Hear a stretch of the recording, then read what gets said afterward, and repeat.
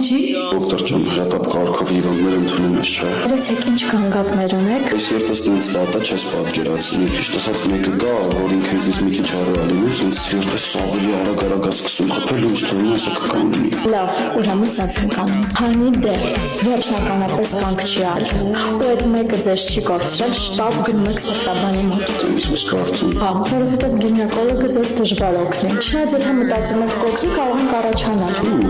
Ոնց թե ուր, հենց գնում ենք գինեկոլոգիական սենյակ, որ զննան։ Գնացի։ Անգելինա, այլակում այդքան կատակում է։ Ոնց թողանա Բագրատովյան կտեսնի։ Ծնում վաղ, ինձ օգնությունը, ինձ դեղը այնտեղ։